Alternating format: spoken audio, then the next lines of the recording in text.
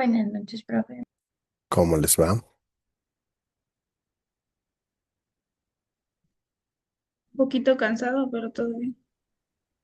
Sí, sí, todos estamos igual. Quiero,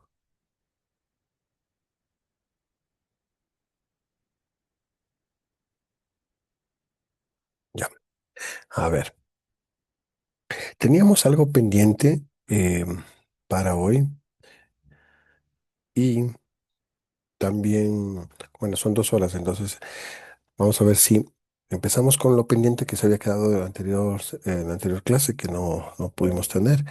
Y la idea de esta clase es que aprovechemos para trabajar un poco el proyecto que ustedes tienen desde la perspectiva de la etnografía virtual. Entonces, la idea es como apalancarnos de nuestra clase para solventar ciertas dudas que tengan en el proyecto, ¿de acuerdo? Encontré esto en internet para esta clase. Oh, mi Siri me ha estado escuchando, perdón. Ok. Mm,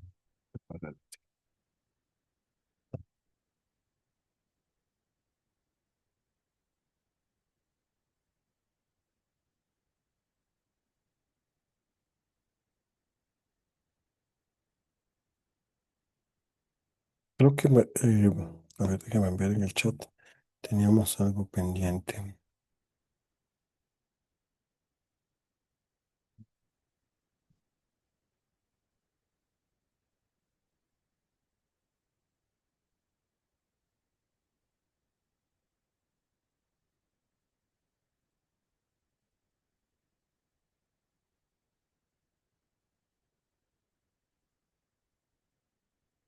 Ah, nada es privado, es verdad.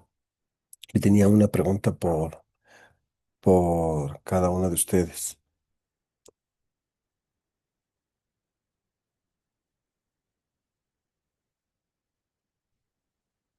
Déjenme sacar la lista de estudiantes.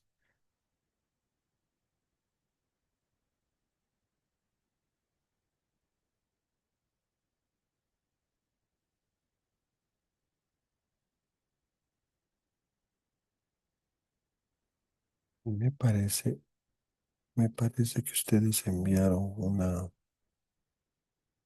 una lista. Aquí está.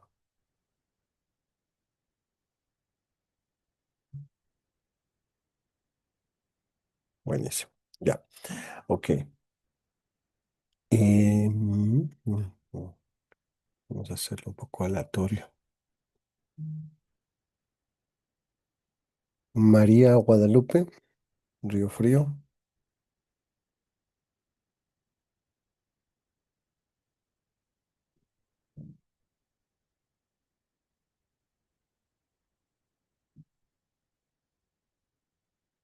Estoy sin audio. Ok, no estoy sin internet. No sé si se escucha. Ah, ya. ¿Está por ahí María Guadalupe?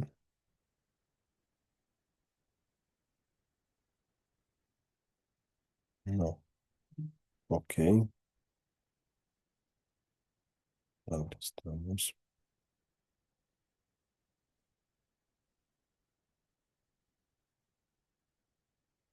Déjeme marcarlo más. María, María, María.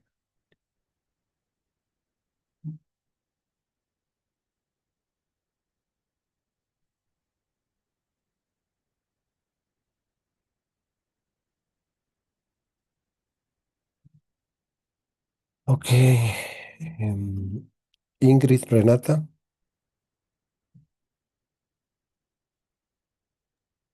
Buenas noches, profe. Aquí estoy. Hola Ingrid, ¿cómo estás? Buenas noches. Muy bien, profe. Diego nos había mandado las preguntas como partidas Ajá. y a mí me tocaba responder como ¿Qué te que, dejó emocionalmente el ajá, que me documental? dejó emocionada. Bueno, yo pienso que, no sé si sea como emocionalmente, pero sí, ese documental sí te hace ser más consciente de como de la información que nosotros brindamos en la red y no es tan privada como nosotros creemos. O sea, estamos quizá poniendo nuestra misma información en un estado de vulneración. Entonces sí me genera un poco de inquietud, de, de incertidumbre, digamos, porque no recuerdo exactamente cuáles eran las palabras, pero decía uno de los chicos que trabajaba en, en esa empresa, se me fue el nombre, Cambridge Analytica. Cambridge Analytica. Sí, él decía como que todo, mm, y se ha escuchado, ¿no? Que cuando uno no, si a nosotros nos parece todo gratis, todo bueno, todo bonito, es porque nosotros somos el producto. Entonces, eso me retumbó bastante. Y también me da como desconfianza porque hay muchas empresas y no solo en el caso de Cambridge Analytica, sino hay muchos bases de datos que recopilan nuestra información y no sabemos cómo la están usando. Entonces, bueno, sí hay personas que de alguna manera piensan, ay, pero es que, bueno, yo para qué me voy a preocupar si yo no soy nada importante o si yo no tengo nada que me puedan ver de mi información o a mí no me interesa que vean mi información, pero en realidad sí estamos siendo parte de este grupo y puede sonar algo conspiratorio, ¿no? Pero es algo que sí nos están categorizando o haciendo grupos o tipos de personas para de alguna manera tener su control sobre nosotros y tenernos bajo un régimen digital en el que ya estamos. O sea, eso sí me dio como, no sé si lo llamaría miedo, pero sí me da como mucha incertidumbre. Eso creo que emocionalmente me hizo pensar el documental. Chévere, me gusta lo que has dicho, Renata. Eh, Voy a poner dos personas más y quiero poner también una, o les voy a mandar un video porque lo que quiero es también dar un aire de estas 2 horas que tenemos. Delia Cordero, ¿estás por ahí? Y buenas noches, profe. Sí, aquí estoy. Entonces, Ya, en mi caso me tocó la pregunta, ¿las plataformas deben ser responsables por el uso ético de datos? Bueno, al ver el documental Nada es privado, me queda claro que nuestros datos no son solo información, sino va mucho más allá de lo que nosotros mismos creemos con bueno, sobre nuestros datos y la información que compartimos. Las plataformas sí deberían ser responsables del uso ético de esos datos. No pueden decir que solo nos prestan un servicio cuando en realidad manejan enormes cantidades de información que se dan a través de encuestas, a través de cuestionarios, etcétera. Entonces, si permiten que terceros usen estos datos para manipular las elecciones, vender ideas o dirigir mensajes, están afectando nuestra libertad e incluso más nuestra privacidad con nuestra información, la información que nosotros proporcionamos, incluso información que es meramente confidencial. Ser responsable significa ser transparente, proteger lo que recolectan y no dar nuestra información a terceras personas para manipular. Y esto lo puedo decir porque a través de esto, en esto de Cambridge Analytica, se manipularon también, ay, ¿cómo era? Las elecciones, emociones. las elecciones en Estados Unidos. Entonces, esto genera en sí incluso un poco de miedo porque es nuestra información y que se esté usando para ese tipo de cosas es como, no es nada ético. Entonces, también puedo decir que en un mundo donde todo está registrado y las plataformas deben cuidar nuestros datos, como nosotros cuidamos también no solo eh, toda información que ponemos, sino que también ser éticos y ser responsables si nuestros datos se filtran y no solo decir, bueno, no fue nuestra culpa y ya, eso, profe. Chévere. Vamos con Julia Pincay.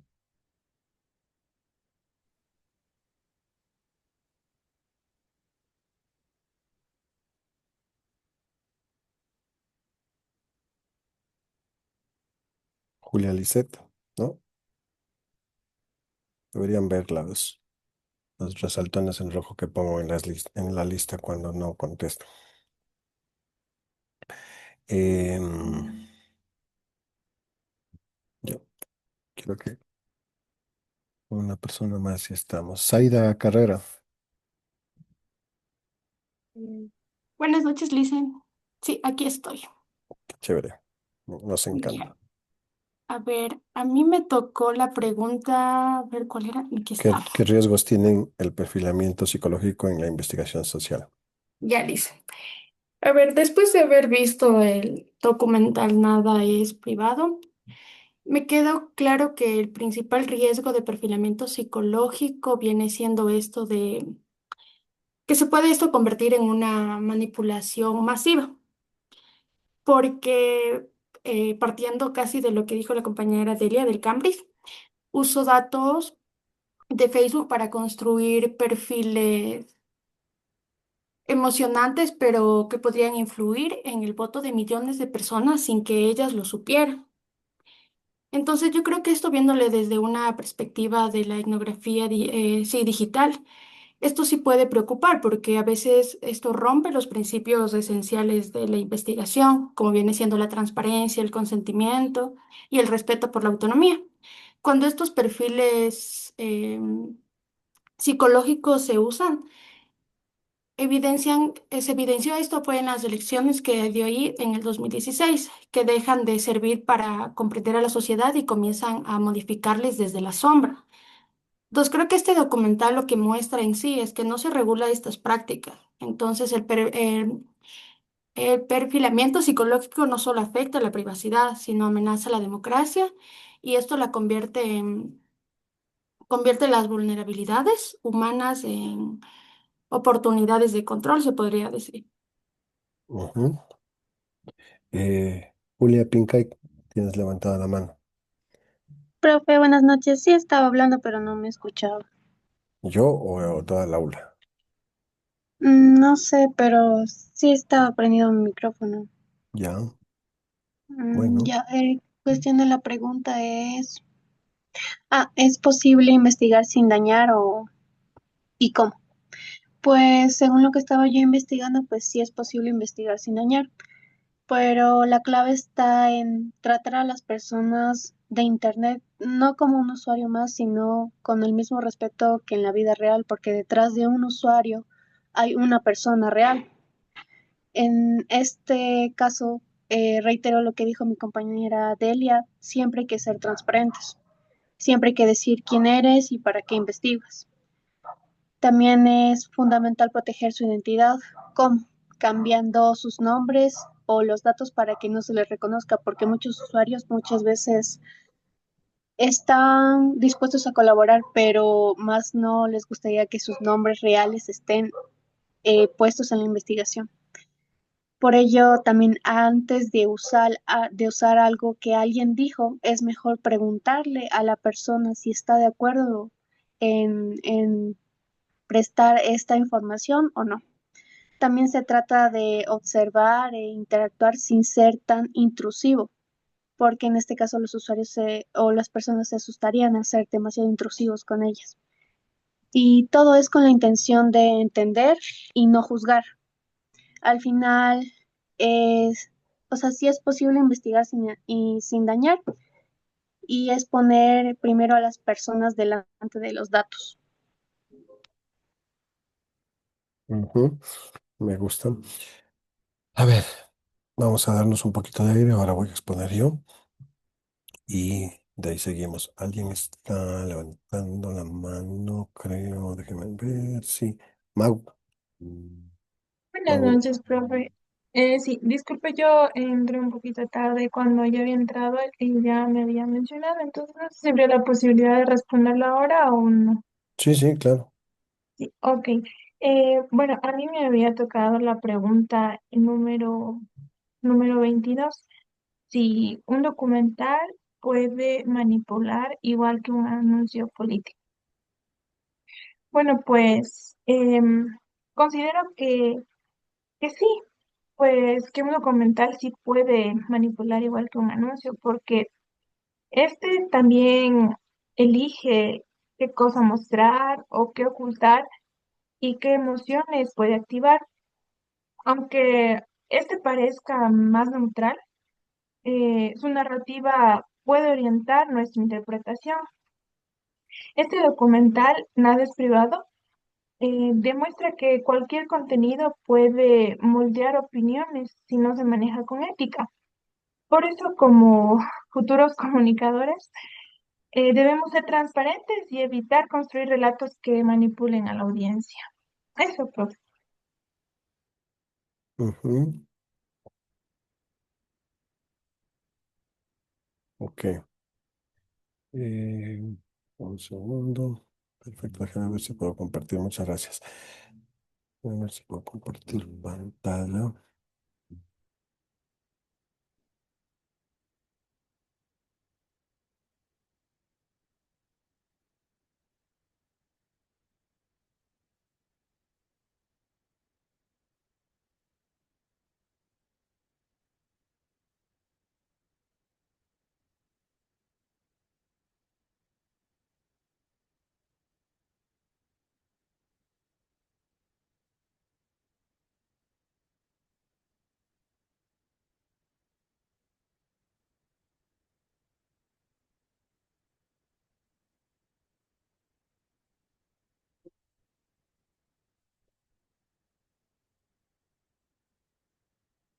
No, no, no, no, no, no, no, no, no.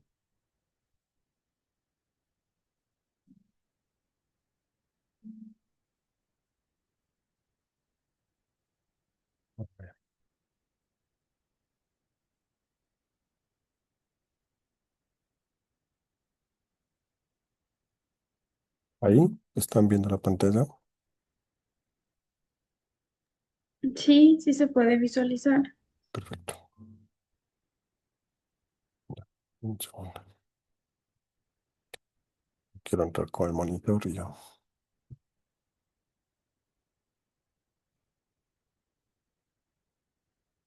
Bueno, vamos a tener una exposición, después volvemos a las exposiciones de ustedes y así nos vamos airando todos, para que no sean monólogos tanto de ustedes como los míos, ¿de acuerdo? Eh,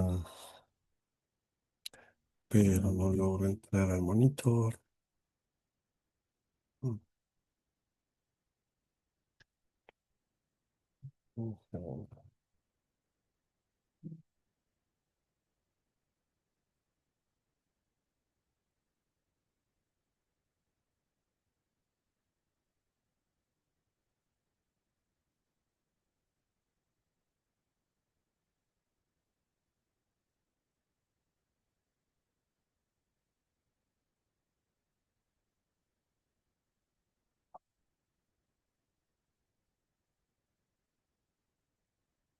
Ok, fue.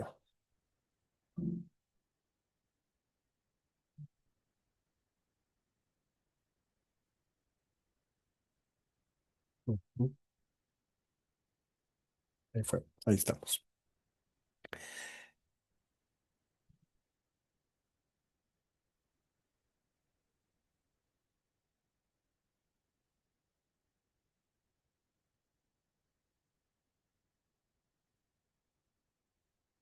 Nada más.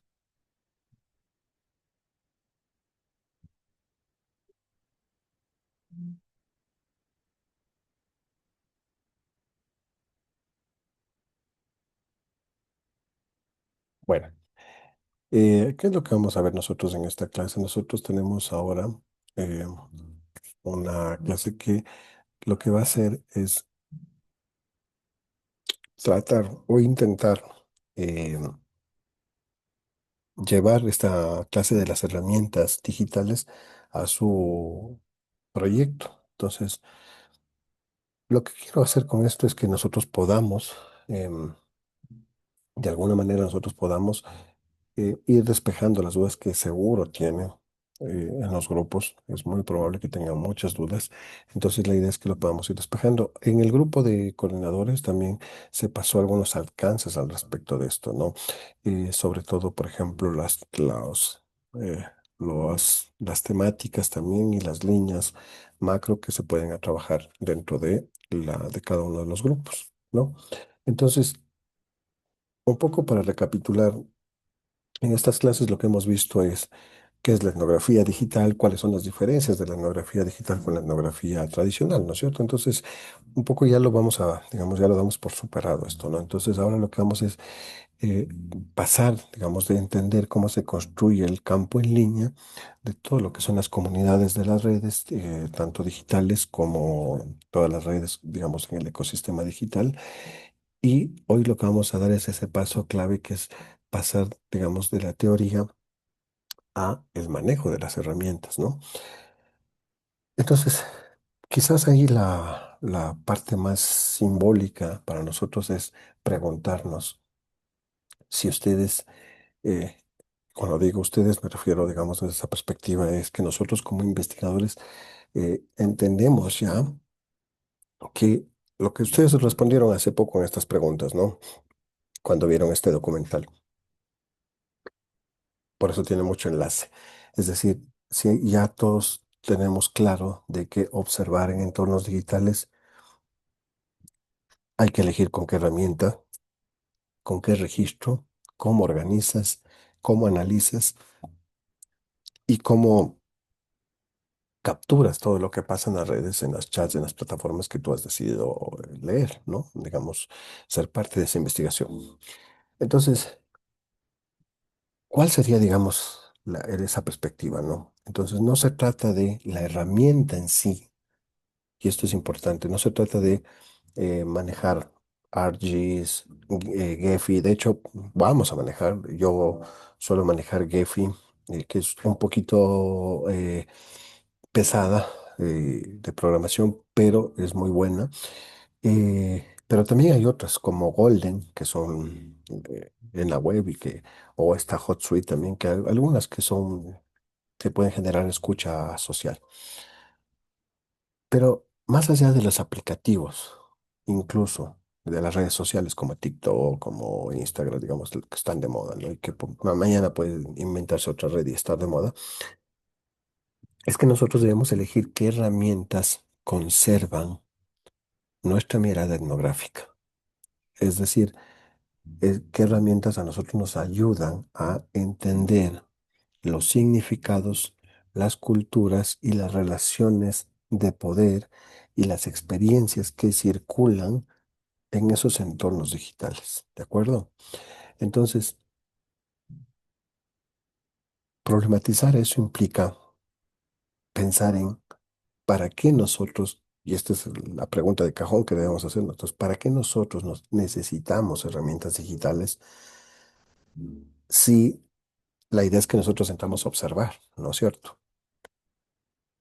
O a escuchar en el caso de que sean, digamos, estos lives que hacen, ¿no?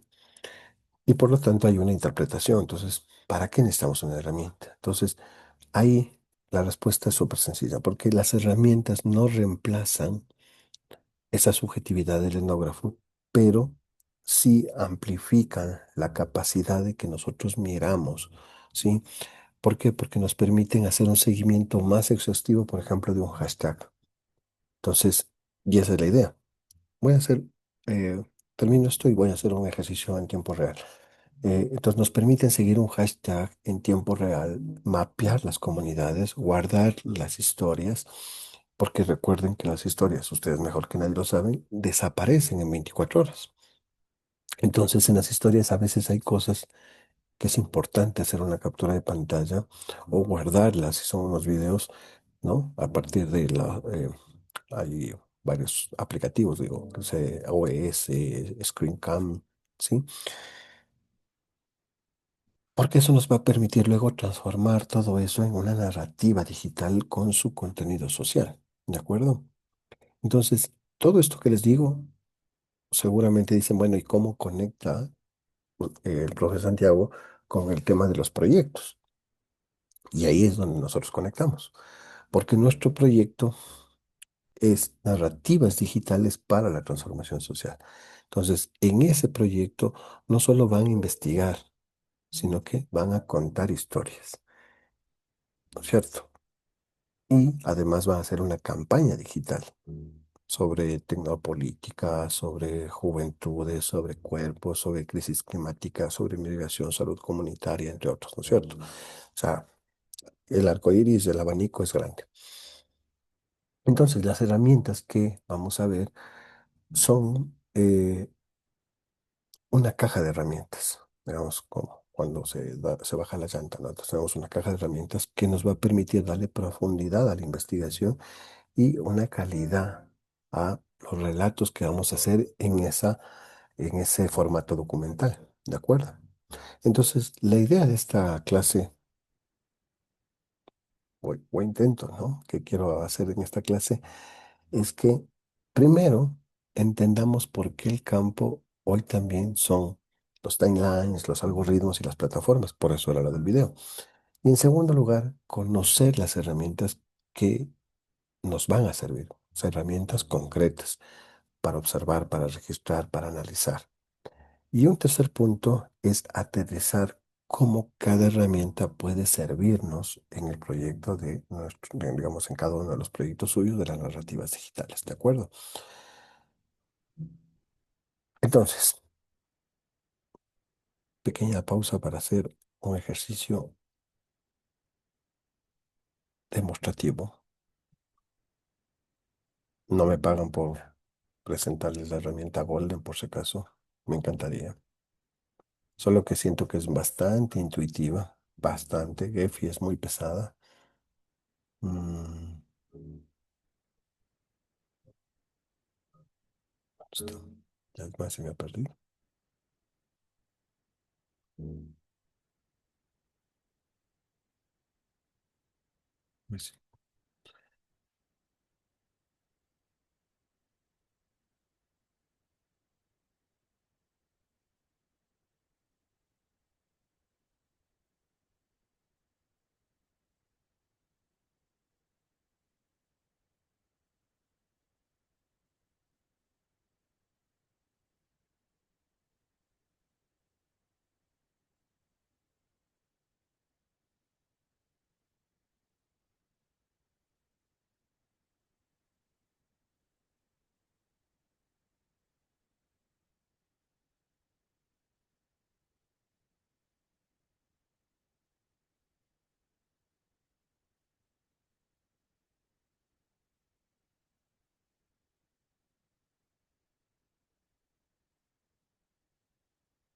Ya, ya.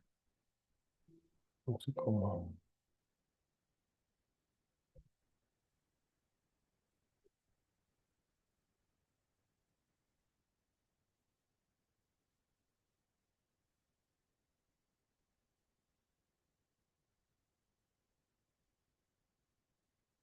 Ok. Esta es la herramienta, una de las herramientas que vamos a ver.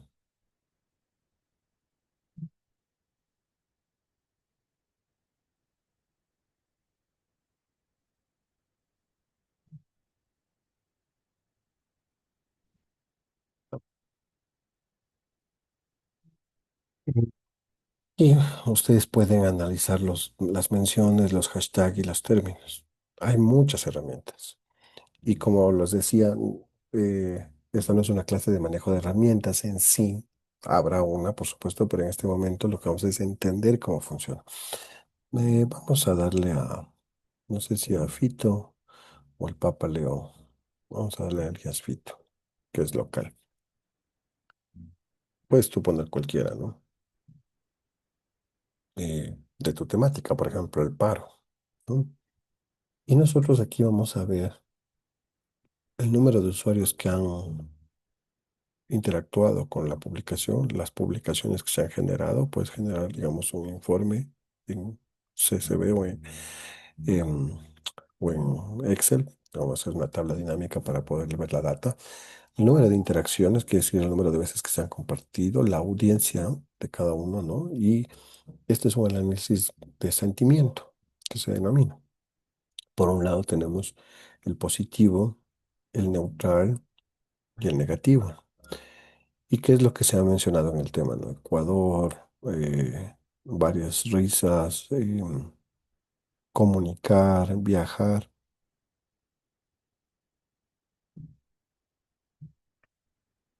cada uno de estos se puede hacer más grande, ¿no? Y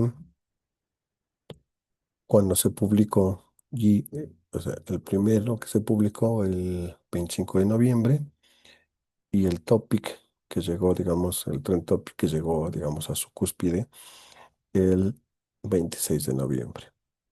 Eso nos permite tener una data de cuánto estos vuelas fue con 4,6 millones de tweets,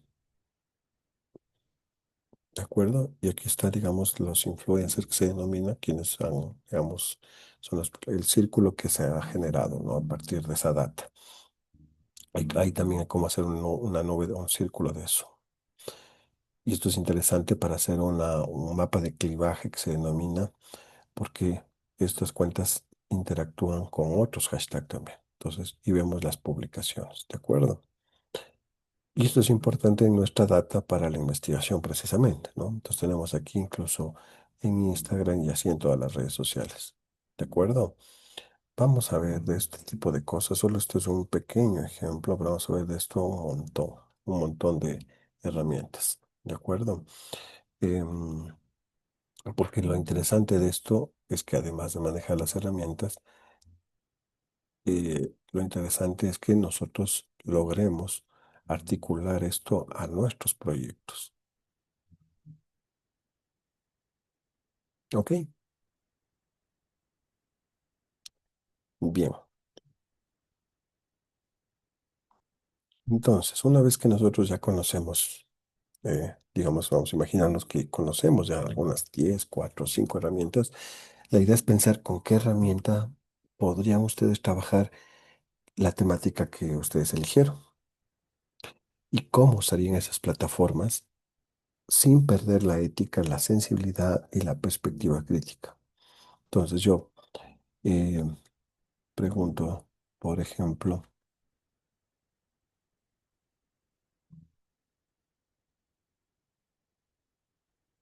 a Zaida Carrera.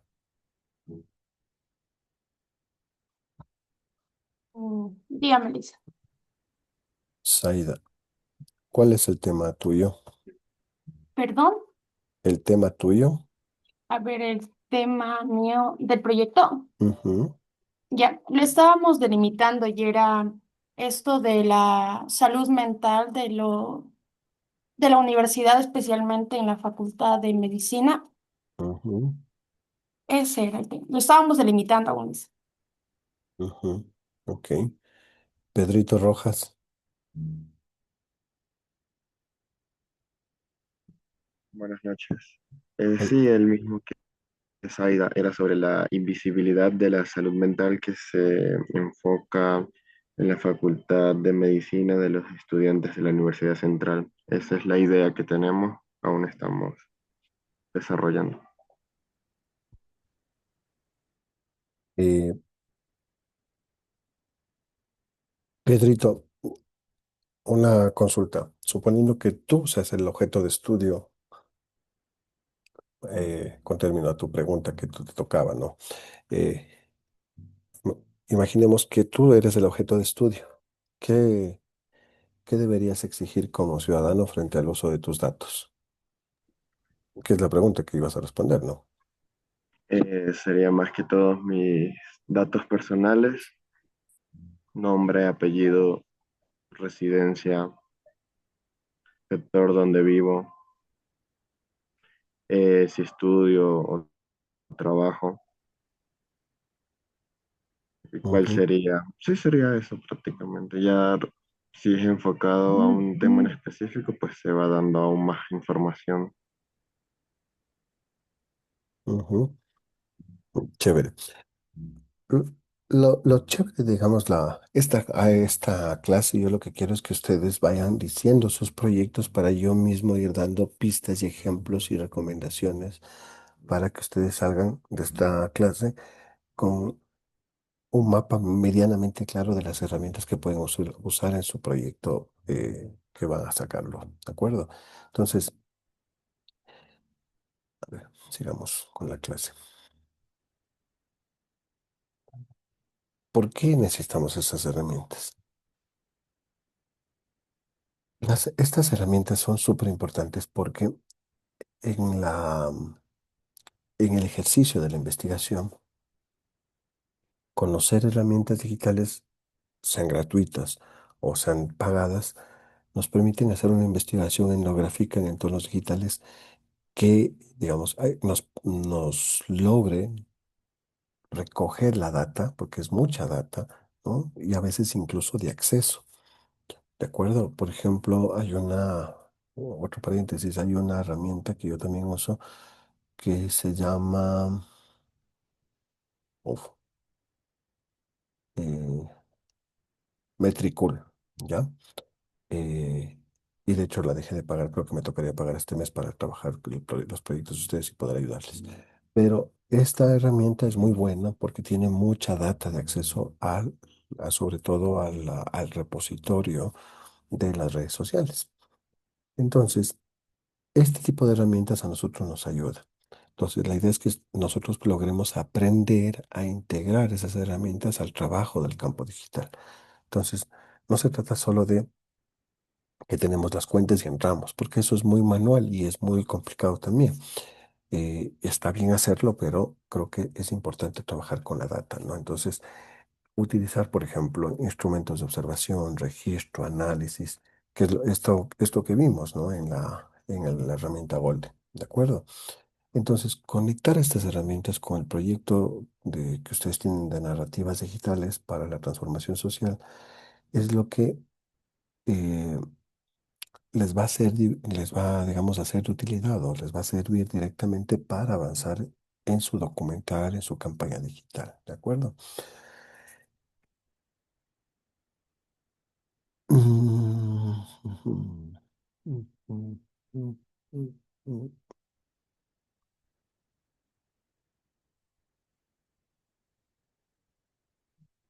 ¿Quién? Bien por la lista. Nicole Ariana.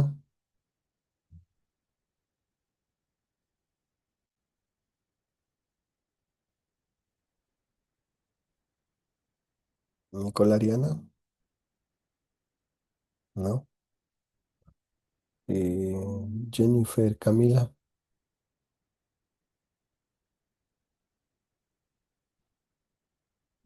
Mm. Jennifer Camila, tampoco. Ok. Dorian Ismael.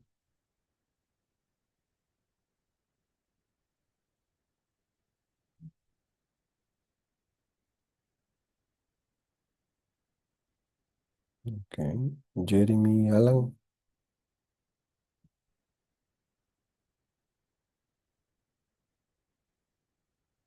Mm.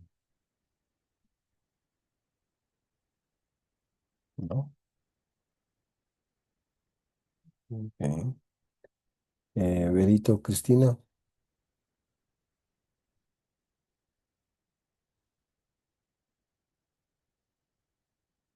¿Qué pasó? Estoy en otra aula. Estoy tomando lista de otra aula.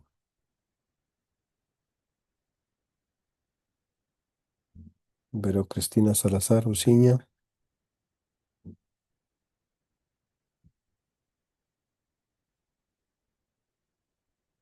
¿Mm? Lenin Eduardo Zambrano. Buenas noches, profe.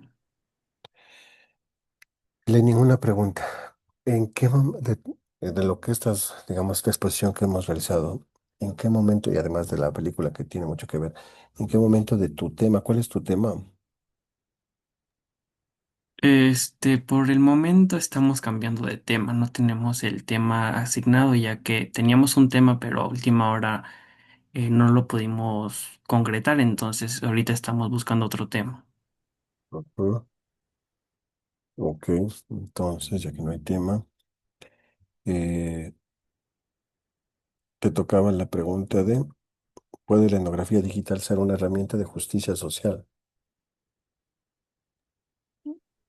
Sí, bueno, viendo el documental y analizando que los datos digitales fueron utilizados para manipular decisiones políticas y emocionales de millones de personas, este, tenemos que tener en cuenta que ellos, tienen las plataformas un gran poder sobre nosotros. Desde esa perspectiva, la etnografía digital puede ser una herramienta de justicia social porque permite analizar críticamente esas dinámicas de control, visibilizar cómo operan los algoritmos y denunciar las formas en que se vulnera la autonomía de los sujetos.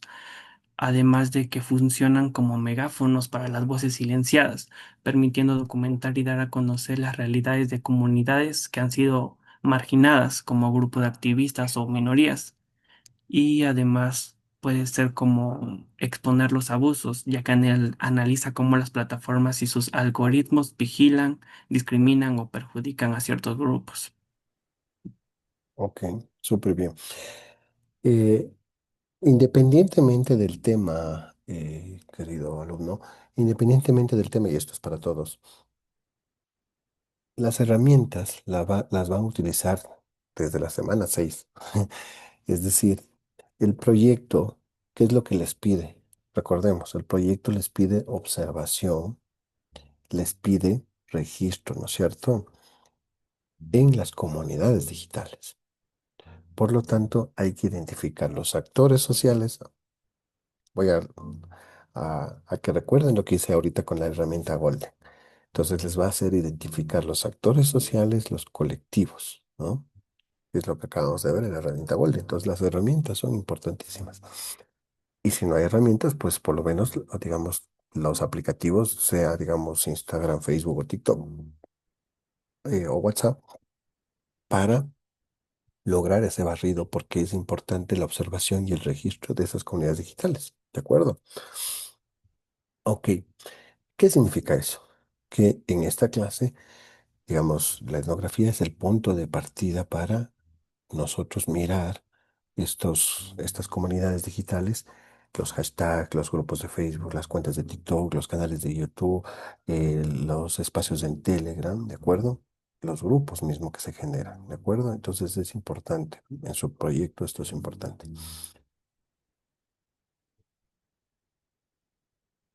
Hay proyectos que están vinculados, por ejemplo, con la salud mental, con la salud de género, vamos, violencia de género, crisis del agua, también está el tema de migración, ¿ya? Pero no tenemos, digamos, acceso a herramientas que son de pago, evidentemente, para observar y registrar lo que ocurre en redes. ¿Qué pasa? ¿Cómo hacemos? Que la investigación no necesariamente se vuelve, digamos, menos rigurosa, ¿sí? Sino que lo que tenemos que es generar precisamente una data que nos permita a nosotros lograr articular digamos, estos temas que se podrían denominar sensibles, ¿no? Y se acuerdan que nosotros expusimos, digamos, esta clase em, de todo el movimiento de Estados Unidos, ¿no? Y cómo esta investigadora se introdujo precisamente. Entonces, por ejemplo, en violencia de género es importante introducirse para generar, digamos, desde una perspectiva consensuada, una data que nos sirva a nosotros en esa observación. Entonces, diseñar y producir esas narrativas digitales que integren esa investigación, tanto etnográfica como la comunicación comunitaria, como el marketing social y político, para que todo eso se aglutine y tengas un insumo para que generes un guión para el documental que además tenga efectos especiales y que además permita ya, digamos, visibilizar la problemática que genera esa comunidad, ¿de acuerdo? Entonces, mientras nosotros vamos avanzando a esta clase, vamos a ir haciendo estas pausas, estas preguntas, tanto de lo que ustedes tienen que hacerlo, digamos, como exposición, como de esta clase. Porque para mí es importante que vayamos, eh, digamos, dando ciertas puntadas al proyecto, ¿de acuerdo? Aunque yo no soy el tutor de todos, pero soy su tutor de, digamos, de etnografía y por lo tanto a mí me parece importantísimo dejar sentado unas buenas bases sobre esto. ¿Quién está en los, digamos, hoy se puso esto, ¿no? En el proyecto que me parece súper importante. Dicho sea de paso, eh, como anécdota, yo suelo dar clases de tecnopolítica a la maestría de la Universidad de los Hemisferios. Y el Andrés, su profesor, me dijo, ¿por qué no pones esto, justamente lo que das en la maestría de la Universidad de los Hemisferios? Porque el Andrés es un buen amigo desde el pregrado en la Facultad de Comunicación. Entonces, digamos, la tecnopolítica, digamos, ahí hay un elemento que casi se me va, que está ahí y que lo vivo cotidianamente porque estoy permanentemente en este uso, ¿no? Por eso les decía el uso de la herramienta GIF. La tecnopolítica, para quienes escojan tecnopolítica, es importantísimo porque hace medición de hashtags, digamos, para la gente que va a hacer paro, hace secuencia de hilos, hace monitoreo de canales y de grupos en WhatsApp, ¿sí? Si están en juventudes, por ejemplo, o en culturas digitales, en cambio, eh, ya no vemos tecnopolítica, pero sí vemos los streamers. ¿Qué comunidades son los gamers? ¿Qué TikToks, digamos, qué cuentas de TikTok son las que siguen, que se vuelven referentes? Eh, y también para las personas que están, por ejemplo, en memorias territoriales, que también está, digamos, vinculado. ¿Alguien está, digamos, cogiendo estos ejes de memorias territoriales? Por ejemplo, ¿alguien levanta la mano? No, no, sí, una notificación. Eh, para quienes escojan memorias territoriales, parece súper interesante. Los grupos de barrio, es espectacular eso. En cada barrio hay un grupo, ¿no? Por ejemplo, en la Floresta hay un grupo eh, que cuenta un poco la historia, ¿no? En la Tola también. Hay muchos, ¿no? De cada barrio. En cada barrio hay un grupo. Más aún si son aledaños. Y cuenta los grafitis, qué archivos audiovisuales hay que nos puedan permitir reconocer las memorias de ese territorio. Entonces, cada herramienta que yo les vaya presentando va a venir acompañada de una pregunta, que es la que estamos viendo, ¿no? Que está aplicada siempre al proyecto, para que ustedes tengan esa retroalimentación. Y por lo tanto se genera una pista, digamos, una pista de una miga, un cookie, hablándolo tecnológicamente, la migaja de galletas, por eso son cookies, para que ustedes puedan ir rastreando. Por eso se llama cookies, son rastreadores. Así que en la sumativa 2 en este proyecto, eh, nosotros lo vemos bastante abstracto, por supuesto, y seguramente cuando le estoy preguntando veo que todavía no definen los grupos, algunos no contestan los foros en términos de los grupos, ¿no? Las preguntas que generan los líderes de cada uno de los grupos. Pero la idea es que en esta clase vayamos aterrizando en ya las plataformas y los canales de las redes sociales que vamos a utilizar y que vayamos aterrizando en capturas de pantalla, en nubes de palabras, en mapa de redes, en cuentas que son las referentes, que es lo que vimos otra vez. Vuelvo a la herramienta Golden que nos mostraba, digamos, esa nube de hashtag. Ok. eh,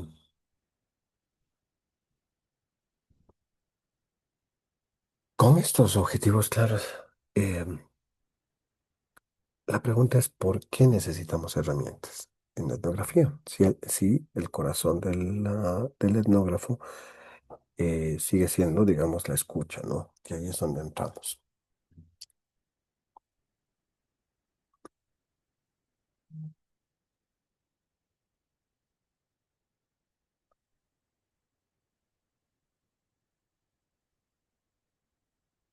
Pensemos en TikTok. Creo que es la red que más se utiliza.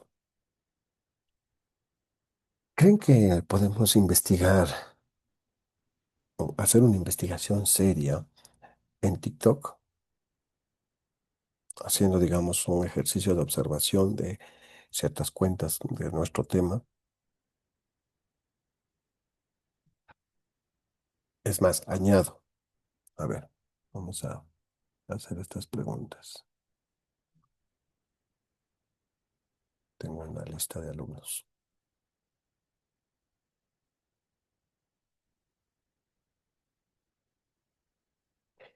Eh, Vinicio, Víctor Vinicio,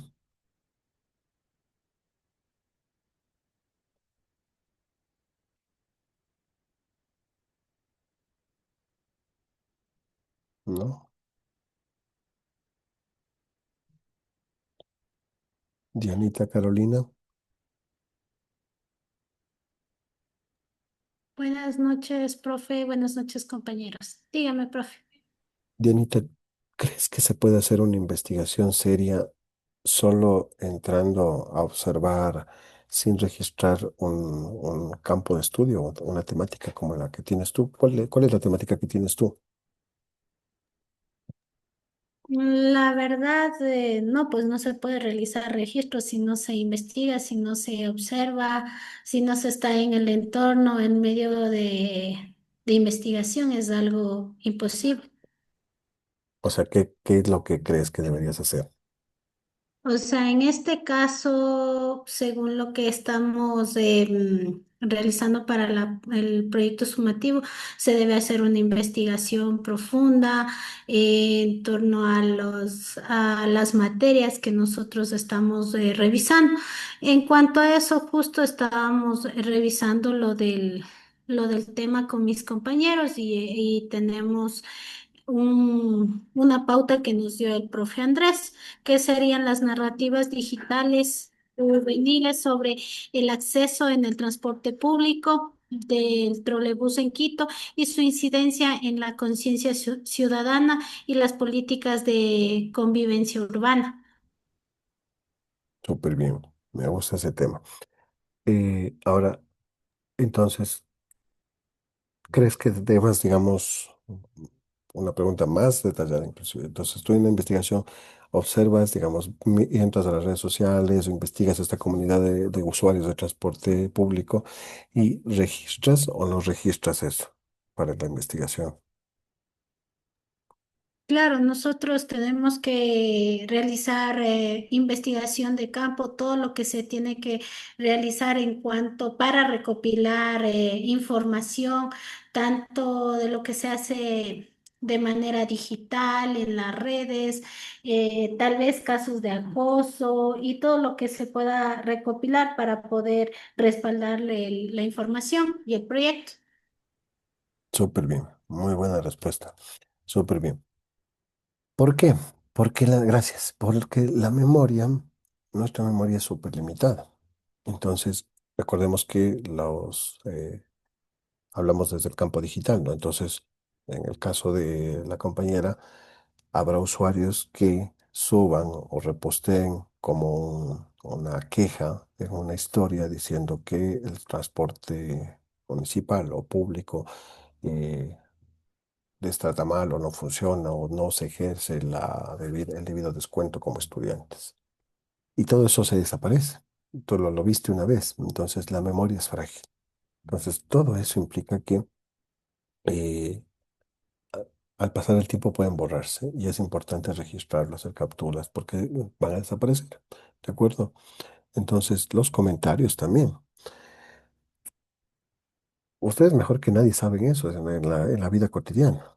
Entonces, si por ejemplo en el sistema de trolebús ponen algo, o sea, digamos, la gente pone un video, se viraliza, pero la gente puede o eliminar, porque el municipio puede denunciar o lo que sea, o también la gente edita comentarios. Y esto todo, ustedes lo han hecho, todos lo hemos hecho. Entonces, editar comentario implica justamente que cambia la perspectiva. Entonces tú, no, tú tienes que capturar el comentario tal como lo viste porque va a entrar a tu investigación, ¿de acuerdo? Entonces estas herramientas digitales a nosotros nos ayudan a registrar precisamente lo que decía la compañera, a observar los patrones en el tiempo que se van repitiendo, que cambian, que crece, que se apaga, pero también a mapear conversaciones, es decir, quiénes hablan de qué tema, con quién hablan, que eso es importantísimo, y qué actores se van conectando, que es, vuelvo a la herramienta Golden que nos mostraba los actores principales de una nube.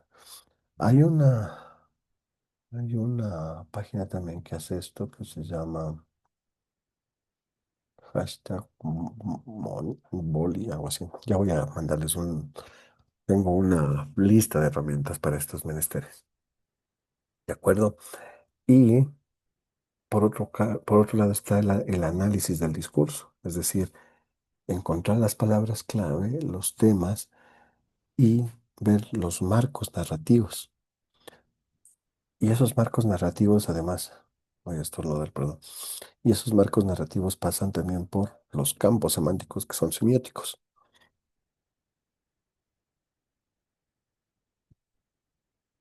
Se me pasmó.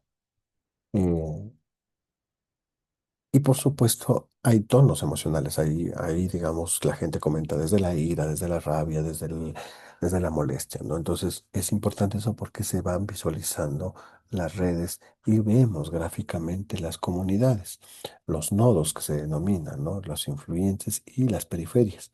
Entonces, es precisamente eso que lo vamos viendo y se ve en la data. Me encantaría cargar Giphy ahorita. Bien, entonces. em, las herramientas van complementando la mirada de ustedes como investigadores, ¿no? Pero no las reemplazan porque eso precisamente ustedes que van a hacer esa investigación.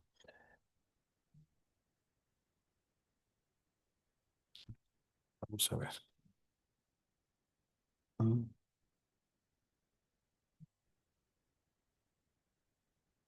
Nayeli,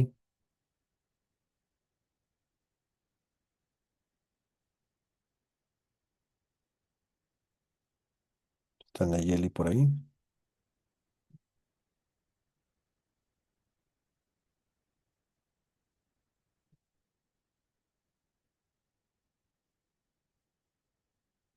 Uy,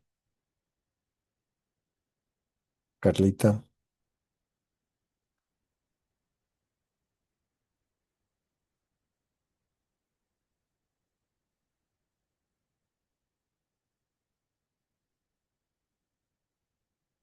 tampoco. Todos están en modo fiestas de Quito, parece.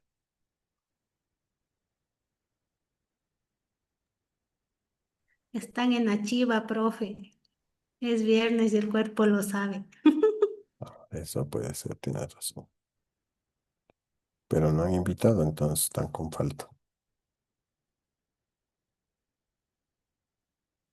A ver. Carlita Ortiz, tampoco.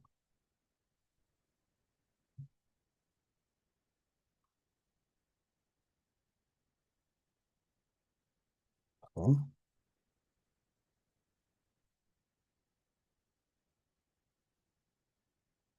¿No? Al rato pregunto a otra persona porque seguro ya ahorita están así como, ya está tomando lista, entonces todos vuelven. Ahora vamos a darle otro rato. Ok. Em, ¿Cómo conectamos a nuestro proyecto? Porque esta clase es lo potente de esta clase es que todo vamos a conectar al proyecto. Entonces, si tenemos un eje de violencia de género y redes de apoyo, a ver, ¿quién está? Usemos un ejemplo real. María Soledad, ¿qué tema tienes tú? Hola, profe, buenas noches, compañeros. ¿Cómo? Nosotros tenemos el paro 2025 en redes, cómo se construyó la narrativa digital del conflicto. Ya, buenísimo, la belleza. Em, Eso de ley pasa por la tecnopolítica y participación ciudadana. También hay chivo en mi barrio. Entonces, las herramientas digitales, en el caso de tu tema, lo que nos van a permitir es documentar todo lo que ha pasado, además es 2025, que eso está ahí, ¿no? Eh, para que no se base solo en opiniones, sino en todo lo que se ha generado a partir de esa narrativa. Entonces, ustedes van a recolectar evidencias del entorno digital. Eso implica, volvamos, o sea, perdón que sea reiterativo, pero pasa por las capturas de pantalla que están contextualizadas, las nubes de palabras que se utilizan en sobre todo en el paro 25, no, paro 2025. EC o paro 2025 y creo que fue en octubre, sí, octubre. Los hashtags que se generaron, como les digo, paro 2025 EC, sobre todo me parece. Las citas textuales que se generaron, es decir, había mucho, ¿no? Las secuencias también de ciertas cosas, por ejemplo, la persona que le mataron, Efraín Fueres, ¿no? Entonces, ahí hay varias cosas que nosotros debemos ir capturando. Ahora, yo pregunto, Alejandro, Buenas Alejito, noches, profesor. Sí se me escucha. sí, ¿qué te gustaría mostrar a ti en el documental? El documental, bueno, es el mismo tema que había justo mencionado Carolina. Lo que habíamos también topado es un tema también el tema del acoso que puede existir dentro de de estos sistemas del trolebús, Ecovía, Metrofelia, cualquiera de estos. Mostrar también, mostrar ese aspecto, porque por lo menos yo que soy un usuario prácticamente diario de este tipo de cosas, lo he visto cómo se maneja, lo he visto la incomodidad que genera. Y aparte de eso, también me gustaría un poco mostrar cómo viene siendo la calidad del servicio y cómo la gente lo toma.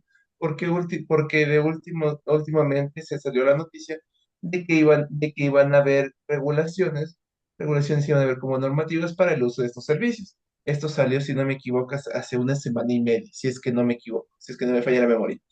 Y justamente revisando eso, me di cuenta que había muchas quejas. ¿Por qué? Porque normalmente el argumento era de que se puedan construir normativas, pero el servicio sigue siendo igual. Y que siga siendo igual no significa que sea bueno.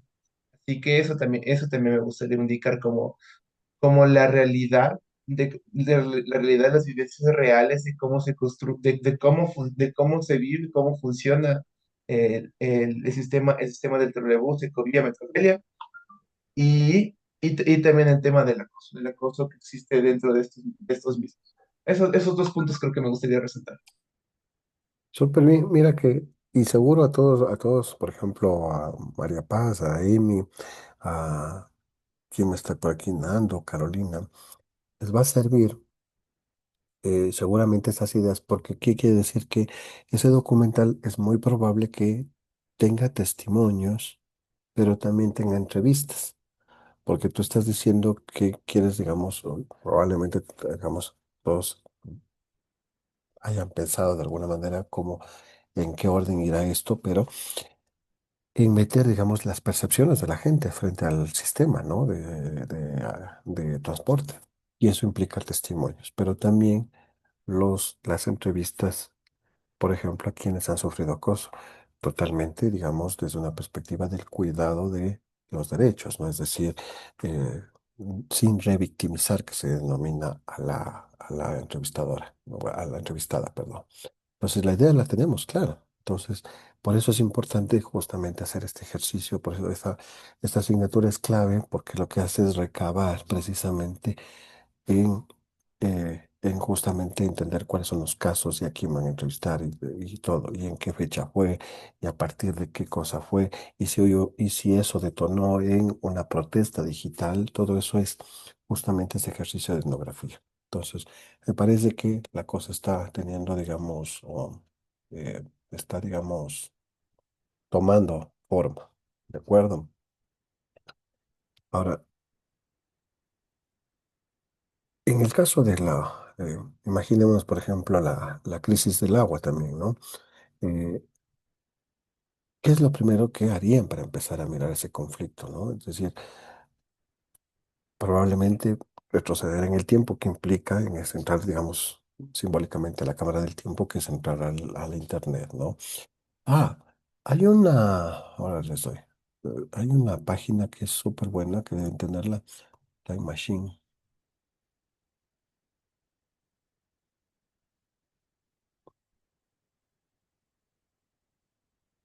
Les voy a pasar las herramientas de una vez para que tengan tanto Golden como la otra, porque si no me olvido. ¿Ya?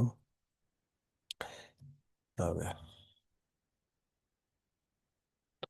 Esta es la una y esta es la que les voy a hablar ahorita. ¿Ya? ¿Qué es lo que hace esta última página que, porque la una ya la vieron? ¿Qué es lo que hace esta página que es importante justamente cuando ustedes quieren recabar cosas del pasado que probablemente se dieron de baja o que editaron o que ya no existen? Esto es una herramienta que vas a encontrar puf, desde que nació el Internet, muchísimas páginas que se han dado de baja y que están ahí y que sirve justamente para la investigación, ¿de acuerdo? Entonces, ustedes, pues, volviendo al tema de la crisis del agua en Quito, entonces, lo que van a hacer probablemente es buscar cómo detonó esto en las redes sociales, en Internet. De ahí que les pase esta herramienta. Entonces, eso está bien como esa mirada inicial que se denomina de barrido, ¿no?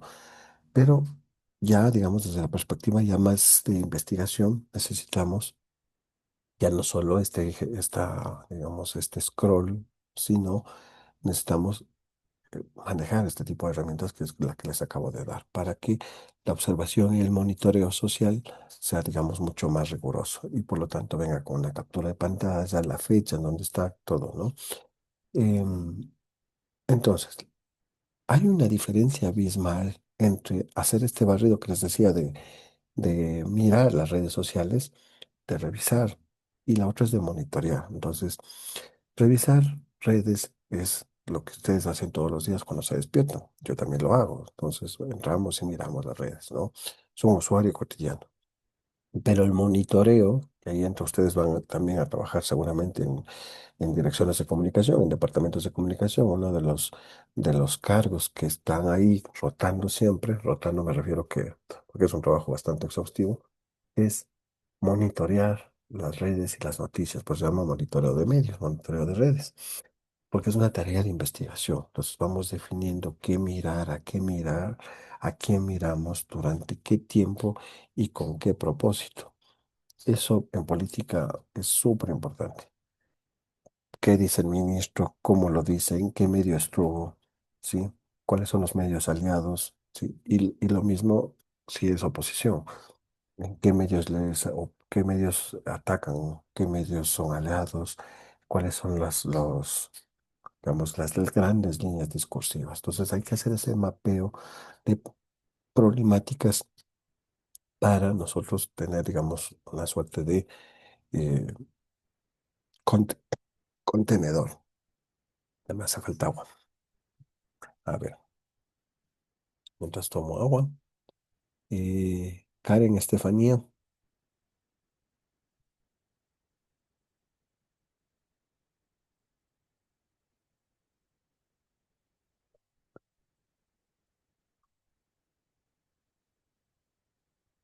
no está. Chuta, esto me suena a Quito Fest. Esteban Olmedo,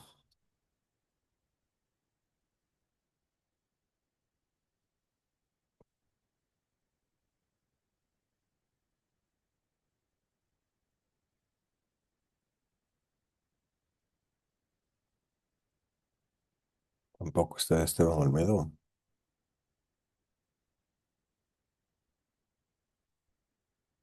Bueno, veamos cómo justifican esas vueltas. Eh,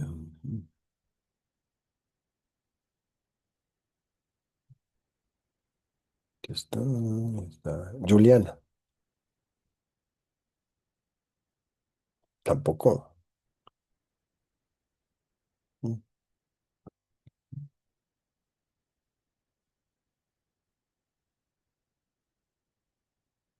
¿no está Juliana? También falló. Tenía fe.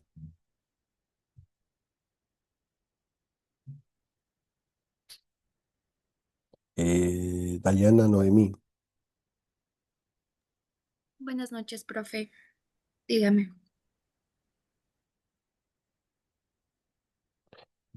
volviendo a la película que viste, ¿qué es lo más peligroso? ¿Los datos que entregamos voluntariamente o los datos que no sabemos que entregamos?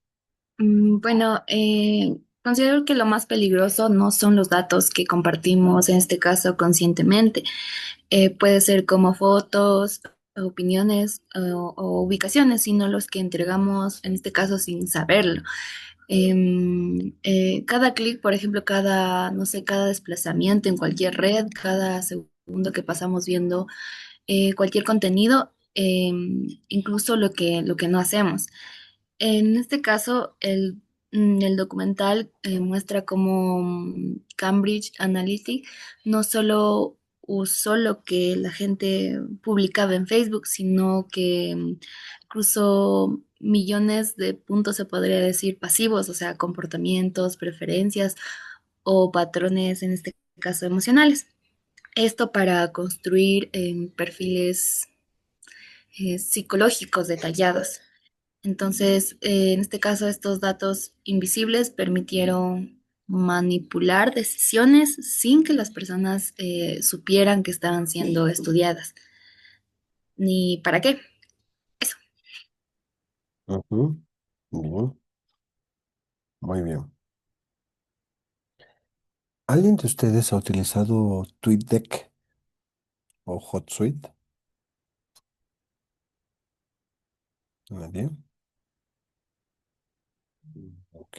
¿Cuáles dijo, profe? TweetDeck o HotSuite,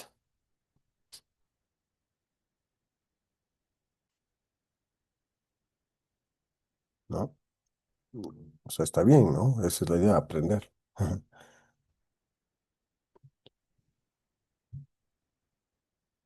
Estoy intentando entrar a una de ellas para poder explicar otra herramienta más. Nelson. Ok, Magister, perdón. HotSuite yo sí lo utilicé, pero hay que saber utilizarlo y puede ser bien utilizado tal vez con TikTok Trends o TikTok Studio para poder ver los hashtag tendencias que se están utilizando o también utilizar Google Trends y utilizar eso como base sectorizal de, de territorio y así lo puedes complementar y puedes generar una tabla dinámica para saber qué temas están emergiendo y cómo están interactuando los usuarios o qué están preguntando o qué están comentando de acuerdo al tema en tendencia. Ujú. Muy bien. Sí, justo lo que ha dicho el Nelson. Ahora vamos a irnos a una de esas. Ujú. Me encanta.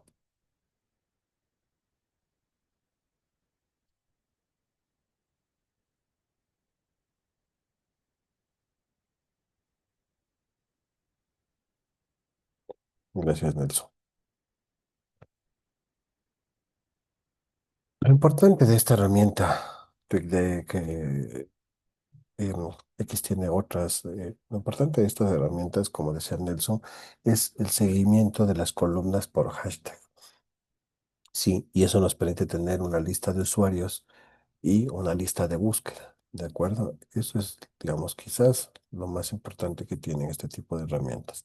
¿Por qué? Porque a nosotros nos permiten tener organizado el monitoreo en tiempo real de las conversaciones sobre un suceso, porque estamos buscando los hashtags, recuerda. Entonces, protestas sociales, elecciones, movimientos que se están generando a partir de un, digamos, un hashtag. Entonces, si investigamos, por ejemplo, volviendo al tema, Quito sin agua, las frases más usadas siempre fueron esas, Quito sin agua, Quito sin alcalde.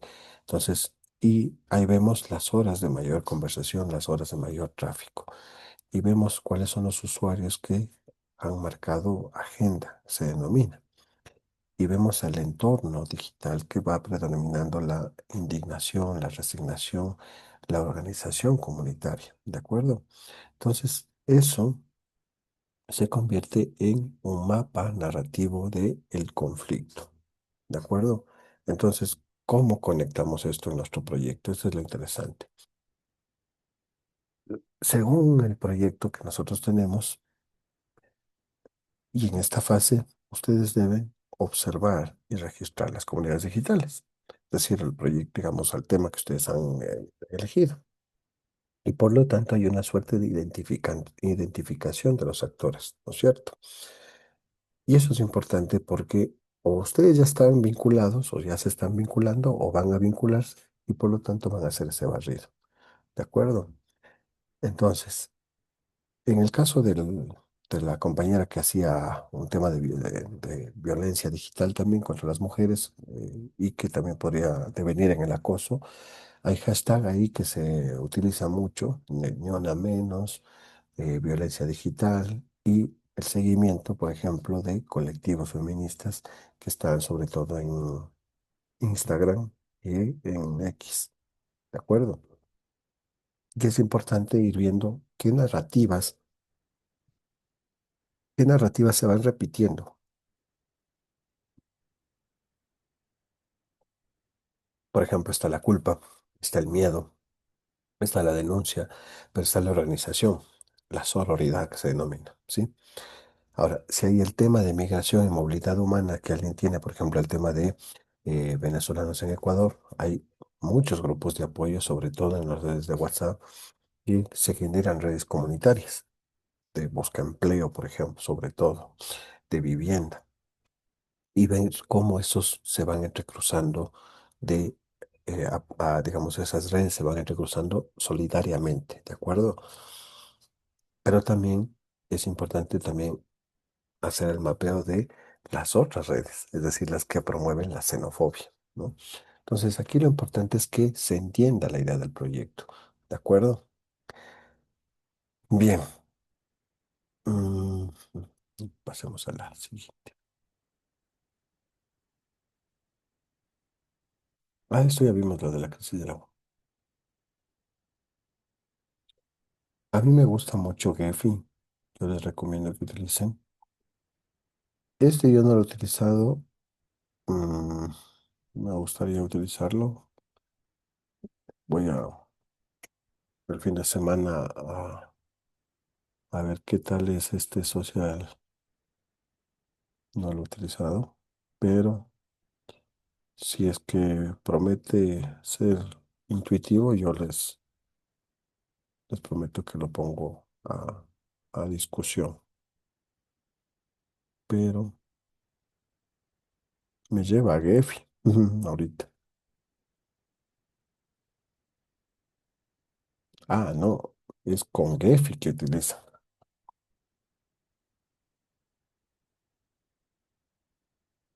Ok, bueno,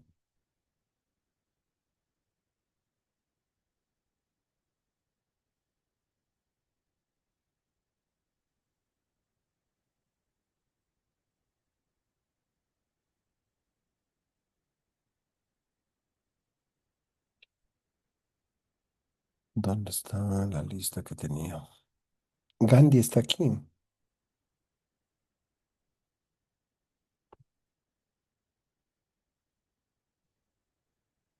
Gandhi, tampoco. Puta, qué locura. Dieguito, Francisco, Buenas noches, Magíster, ¿cómo está? bien, ¿cómo estás, tú, Dieguito? Está bien, Daniel. Muchas gracias. Muchas gracias. ¿Cuál es tu tema, Dieguito? Bueno, mi grupo aún no tiene definido el tema porque recién mañana vamos a tener la primera reunión con nuestro tutor, Magíster. ¿Ya? No tienen nada, sin ni una noción de algo. Aún estamos ahí intentando organizar bien porque, o sea, estamos intentando ver bien el tema para mañana presentar. Qué loco. Yo pensé que estábamos atrasados con mi grupo. Estamos adelantados. Ya nos reunimos. No, no nos reunimos.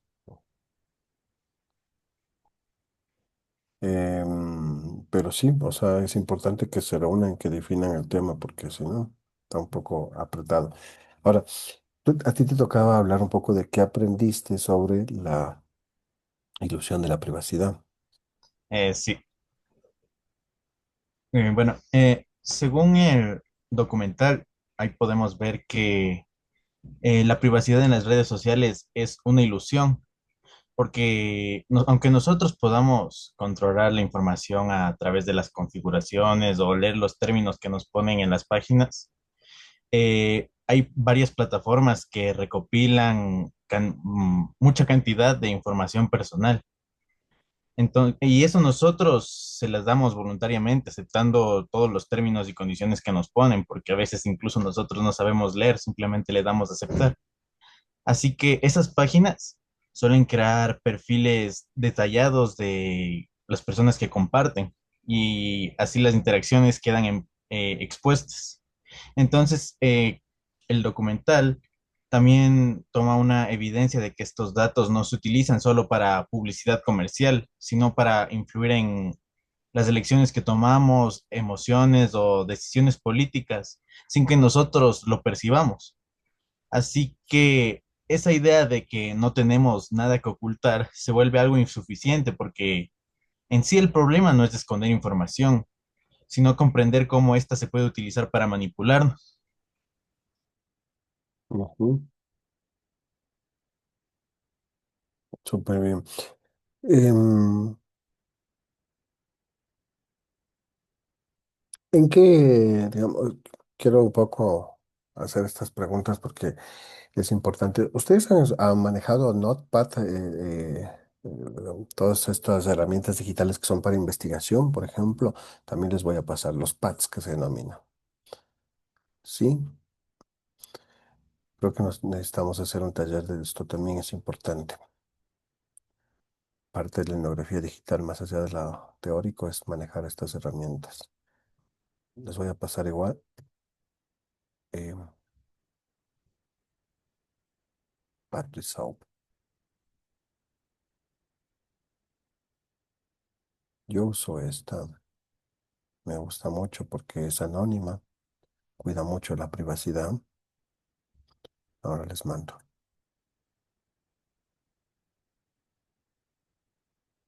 Ya,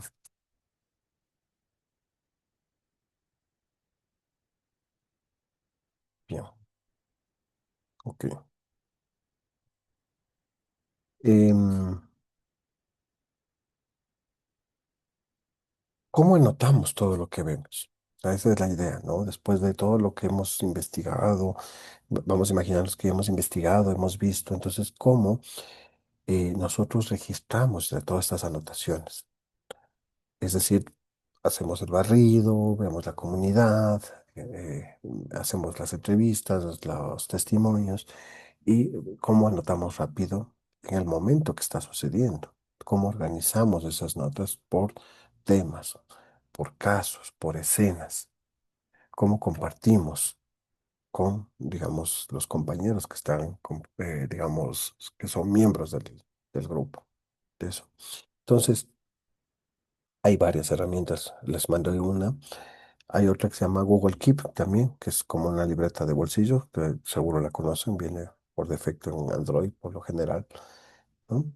Eh, pero la pregunta es eso, ¿no? Es decir, ¿cómo ustedes piensan que van a hacer estas investigaciones? Es decir, cuando ven un TikTok, cuando ven un hilo, eh, lo dejan pasar o lo registran, ¿no? No sé si se acuerdan, por ejemplo, en el anterior semestre, en educomunicación, los que cogieron educomunicación conmigo, les pasaba yo un montón de cosas así de temas educomunicacionales, ¿no? Entonces, ¿cómo vas registrando? Incluso con ustedes hablamos de curaduría también. Eso es parte también de la etnografía digital, de cómo se hace curaduría también en las investigaciones. Entonces, hay varias herramientas para hacer curaduría también y eso nos permite tener ya más centralizado en un contenedor curado, por eso se llama curaduría, todos esos espacios. Me voy a anotar como deber para mí eh, hacer un taller de herramientas para que ustedes puedan manejar. ¿De acuerdo? Pero en Google Keep, por ejemplo, ustedes pueden escribir notas súper rápidas, pueden pegar links, publicaciones, pueden añadir fotos. También está Trello, que también es un tablero colaborativo que ayuda bastante en investigación también. Los utilizan también en marketing, pero suele ser utilizado también para investigación porque hay una división de tareas ahí. Mm, y la idea es que se pueden añadir fotos y todo esto, ¿no? Porque lo visual en el etnógrafo digital es importante. Eso es clave, ¿de acuerdo? Anotar, digamos, lo visual, pero también anotar los contextos, la fecha en que se dio. Aquí hago un paréntesis informativo. Mm, Ahora menos, pero en este paro mucha gente hace fake news y en cualquier contexto no hace fake news. Por eso hay muchas normas para la emisión de videos en cobertura.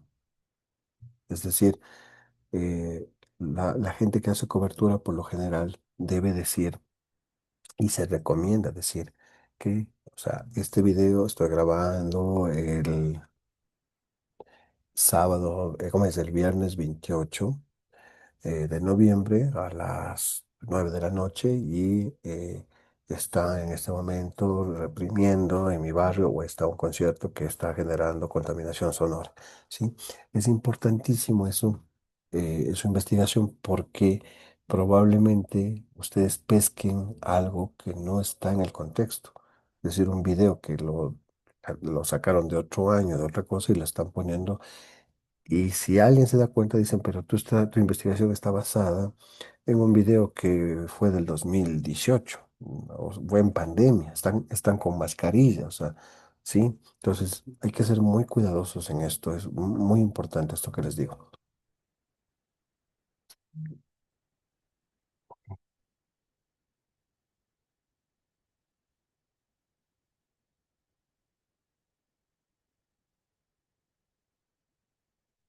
Eh, Otra herramienta, ¿dónde estamos? Ah, perdón, tengo que bajar una lámina más. Entonces estaba el Google Keep, está Google Docs también, sí, que podría ser un diario de campo. Eh, Está además, es importante si ustedes tienen que entrar, digamos, a foros, es importante que utilicen KeePass o LastPass para este ejercicio de cuidar su identidad digital, ¿de acuerdo? Eh, eh, En Google Keep ustedes pueden crear secciones, por ejemplo, ejes de investigación para el documental con el contexto del problema, con los hallazgos que encuentran en las redes, con los posibles testimonios, con las posibles entrevistas para el documental y con las ideas que ustedes pueden, digamos, proyectarse en términos de perspectiva para la campaña, porque tienen que aterrizar en una campaña, recuerda. ¿De acuerdo? Mm, pregunta.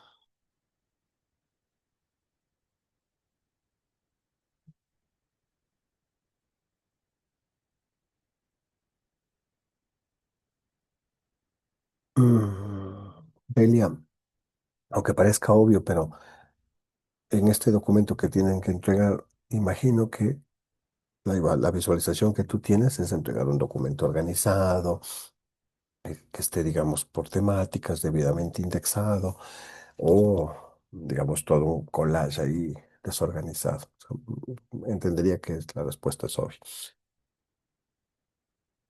Un documento que tenga fechas, con referencias, con pantallazos, con vínculos, con hipervínculos, nos va a permitir que digamos, la investigación tenga mucho más enriquecimiento, ¿de acuerdo? Y ahí, por ejemplo, todos los navegadores, eh, tanto Google como Firefox, tienen unas cosas maravillosas que se llaman tableros, todos, y son espectaculares, son tableros contenedores. Voy a coger uno de ellos para mostrarles, porque eso permite también organizar la vida privada, la vida de estudiantes y la investigación.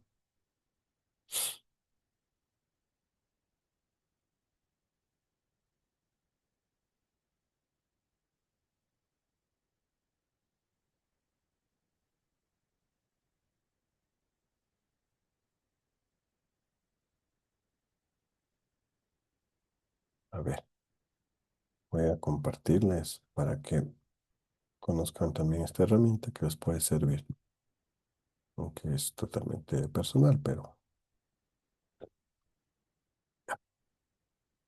estas, por ejemplo, estas herramientas que les estoy mostrando, recordemos que esta clase es netamente de herramientas, ¿no? Esta herramienta que es de contenedores suele servir, yo la tengo en los dos navegadores, y, lo que permite es que aquí tú puedas gestionar, lo estoy señalando, puedes gestionar y la marca cada uno. Entonces, como ven, yo tengo organizado por lo personal, trabajo, la banca, compras, pocas compras que hago, las clases donde están ustedes.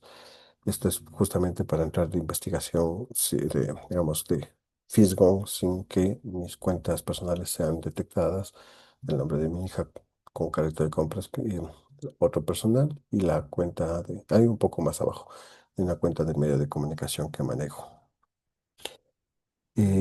Entonces, eso permite que cuando tú abras el contenedor en cualquier fecha, en cualquier día, en cualquier momento, se abran todas las pestañas que tú has abierto para que esa investigación siga en su curso. Sotero también es otra herramienta importantísima en investigación digital, eh, mm, igual que Mendeley, pero yo recomiendo utilizar Sotero, sobre todo que es súper bueno para el registro de la investigación, para el documento final que es referenciado con APA para el final y insertarlo a partir de la tabla de contenidos. Bien, em, entonces nosotros, una vez que habíamos visto, vamos, estas pequeñas herramientas, em, la idea es que tengan esta, digamos, esta clase, claro, qué herramientas van a utilizar ustedes para su investigación. Y esa es la idea central de esto, ¿no? Entonces, la etnografía digital no solo es entrar y mirar, sino capturar, registrar, y esto se hace con herramientas, ¿no? Es construir memoria, es decir, no es que haces captura de pantalla en el teléfono que va a mezclarse con tu vida íntima, se va a mezclar con las capturas de pantallas que haces a tu amigo, o a tu novio, o tu novia, lo que sea. Por lo tanto, es importante que lo que vayas capturando generes en un repositorio de manera organizada y por fecha, porque si no después va a ser un desastre en toda esa investigación que no tengas organizado. Sí, y por lo tanto construir una memoria organizada de lo que nosotros miramos para luego ir transformando en narrativa digital, es decir, que cobre un sentido narrativo, si quieres desde una perspectiva de contar una historia, a lo storytelling. Además, tienen una clase de marketing justamente en eso. Ok, ¿qué nos ayuda a analizar textos y discursos? La nube de palabras, los hashtags, eso es importante, y cómo se van alimentando a partir de los insumos que van generando las cuentas madres, que se denominan. Ya hablando, digamos, en lenguaje marquetero, las cuentas madres son las cuentas que emiten contenido para que las cuentas eh, aledañas empiecen a replicar y se viralice. Es así como funciona. Y ustedes vieron el documental, entonces ya lo saben. Eh, en Ecuador también se trabaja de esa manera. Entonces se genera un patrón, un discurso, un relato, y las cuentas madres son las que empiezan a replicar con la ayuda y el posicionamiento de ciertos medios de comunicación para que cierta gente empiece a impulsarlo y se vuelva, digamos, o que parezca natural. ¿De acuerdo? Por eso esa película tenía bastante sentido. Y entonces, llegamos a este punto de cómo nosotros miramos estas redes, cómo mapeamos las comunidades y cómo registramos esas notas. Entonces, la pregunta lógica es, si todo esto que recojo, tweets, capturas, videos, stories, reels, ¿cómo analizo todo esto? Entonces, eh, probablemente tú dices, ¿qué hago con todo esto? ¿No? Entonces, hay herramientas para análisis del discurso precisamente, o análisis de sentimiento, que se denomina también. Entonces, no vamos a hacer aquí, digamos, un retroceso a la asignatura de semiótica de lingüística, pero sí es importante que veamos cómo algunas plataformas nos pueden ayudar a detectar patrones de lenguaje que en términos semánticos son súper útiles para la etnografía digital. Por ejemplo, em, cuando haces un zoom a la nube de palabras, vamos a detectar cómo estas nubes de palabras eh, responden a ciertas cuentas, ¿de acuerdo? Y cómo esa nube de palabras utilizan una terminología, ¿de acuerdo? Y que, digamos, qué horarios son los que se activan. Esto es, al menos desde lo digital, me parece que es súper importante porque te das cuenta cuando es una cuenta troll también a partir de los seguidores, a partir del horario, a partir de las cosas que va postergando, digamos, posteando. Es súper interesante entender las cuentas bot que se denominan cuentas troll. ¿De acuerdo? Em, ¿Cómo me encantaría abrir Gephi? Pero esta no es la clase para eso. Otra persona. María Soledad Diablo. Ujú. Alice Carolina. Sí, profe, buenas noches. Hola, ¿cómo estás? ¿Cómo crees que se pueden evitar narrativas digitales manipuladoras en los propios proyectos que vas a manejar? Digamos, en tu proyecto. ¿Cuál es el proyecto tuyo? Bueno, igual y aún está por definirse el tema, pero vamos a ver si es que lo hacemos un poco más relacionado con temas adolescentes y algo así. Lo estamos orientando más por algo más digital. Ok. ¿Y cómo piensas evitar esas narrativas Bueno, manipuladoras? eh, bueno, como futuros también comunicadores es muy importante tener en cuenta de que, o sea, la ética es un principio fundamental para todo, entonces debe ser todo transparente. Es decir, tenemos que comentar de dónde viene la información, cómo la obtuvimos, sin ocultar las fuentes, más bien de que las personas puedan conocer el contexto completo de las historias. Esto nos permite a nosotros entregarle una cara de la moneda a las personas en la que podamos entregarles las herramientas para que lo piensen, lo cuestionen y ante todo incluso nuestro propio trabajo lo pueden cuestionar. Así evitamos de que se manipulen, porque lo que se busca es que la audiencia entienda de manera libre y que no simplemente obedezca un mensaje emocional. Ujú. Eh, Javier Alejandro, Te escucho, profe. ¿estás por ahí? Sí, aquí estoy, profe. ¿Qué responsabilidad tiene un investigador digital al manejar datos sensibles?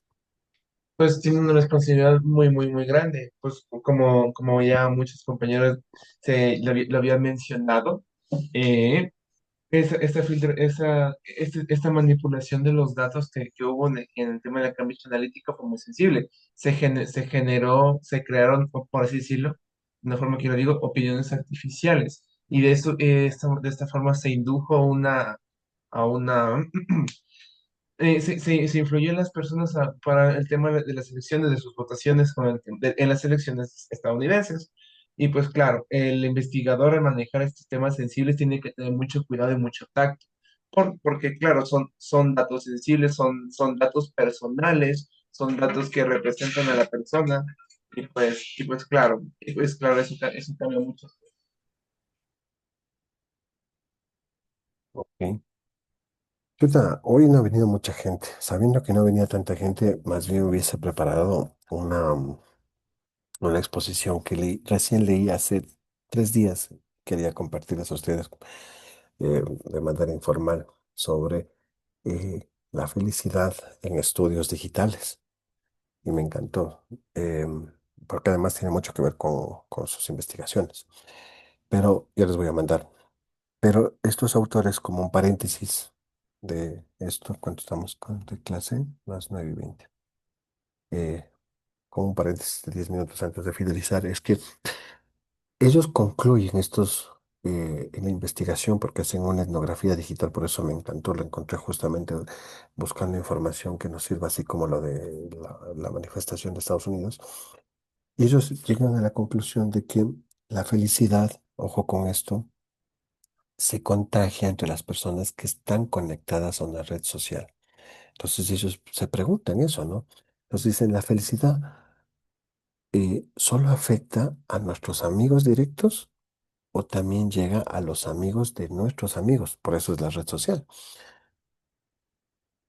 ¿Ustedes conocen la teoría de los cinco grados? ¿Alguien conoce la teoría de los 5 grados?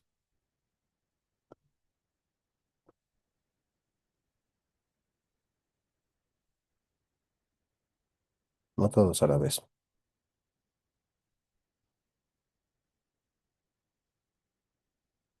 ¿no? No, profe, no he escuchado. No, profe. A ver, voy a poner eso. ¿Mm? Ya, pero esa imagen más horrorosa.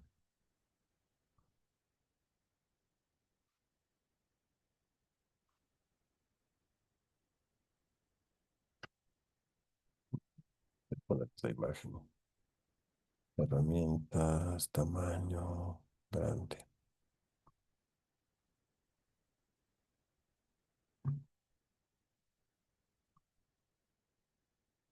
En teoría es esto, pero no. Bueno, a ver, ahí va. Compartir. Ya. ¿Qué es lo que dice esta teoría de la teoría, digamos, de la teoría de los 5 grados? Es que palabras más, palabras menos. Vamos a hacer un poco de zoom. Ujú. Es que tú estás aquí, por ejemplo, la Emi podría estar aquí, ¿ya? Y el Nelson podría estar en la B, ¿ya?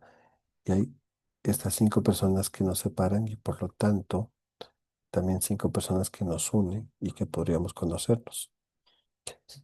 Eh, Como base esto, entonces dicen que eh, esta felicidad puede llegar a otras personas. Entonces, para responder eso usaron 20 años de datos, ojo, 20 años de datos de cómo se relacionan las personas con quién, amigos, familia, vecinos, compañeros de trabajo.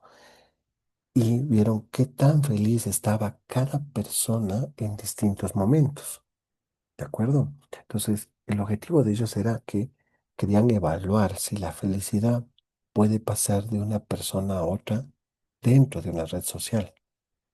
Dicho de otro modo, si yo estoy triste, probablemente todo el grupo familiar esté triste. ¿Ya? Entonces, ellos generaron unas preguntas claves, ¿no? Las personas felices tienden a estar conectadas entre sí. La felicidad de alguien aumenta cuando está rodeada de personas felices. Si yo me junto con personas tristes, voy a estar depresivo. Si me junto con personas que son alegres, que si digamos, a todos los problemas le ven el lado positivo, no son, digamos, en otras palabras, amargados, voy a tener más felicidad. Entonces la felicidad se va extendiendo, dice, de 1 a 2, 3 grados de separación en esta red que ustedes tienen ahí, ¿de acuerdo?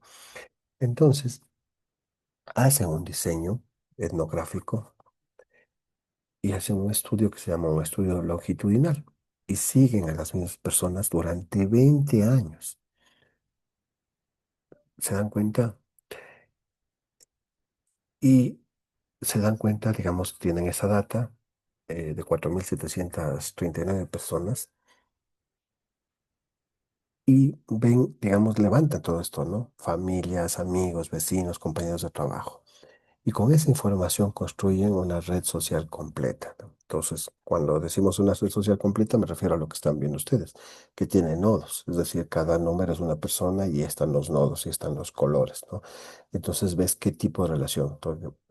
Por ejemplo, el maestro con el alumno, familiares, amigos, compañeros del trabajo, ¿sí? Compañeros de barrio, compañeros de equipo de fútbol, ¿no? Entonces, la felicidad se midió usando esas 4 preguntas, ¿de acuerdo? Es decir, ¿cuáles son las preguntas claves que se dijeron? Uno, si sintió esperanza en el futuro, es decir, si siente que hay esperanza en el futuro para él. Si se siente feliz o se sentía feliz cuando fue la encuesta, si disfruta la vida y si siente que eh, las demás personas son alegres igual que esa persona. Entonces, ese ítem les permitió a ellos, a estos investigadores, entender conceptos súper básicos, por ejemplo, de los intereses de cada una de las personas, ¿de acuerdo? Y empezaron a hacer estas separaciones que ustedes ven en este gráfico. El 1 grado es el amigo directo, el segundo grado es el amigo de mi amigo, el tercer grado es el amigo del amigo de mi amigo, que parece lógico, pero es parte, digamos, de la investigación y qué tan al centro estás de tu grupo, cuántas conexiones tienes y cuántos conectados están y qué personas son las que generan centralidad, tus padres, tus mejores amigos, el líder del grupo, ¿sí? Y se formaron esos clústeres que se denominan. Entonces, lo que ellos detectaron es que la gente feliz no está distribuida al azar, sino que se agrupa en núcleos de personas conectadas entre sí que tienden a ser felices. Y lastimosamente lo mismo pasa con la gente infeliz. Y el estudio lo que sugiere es que la felicidad tiene un componente colectivo.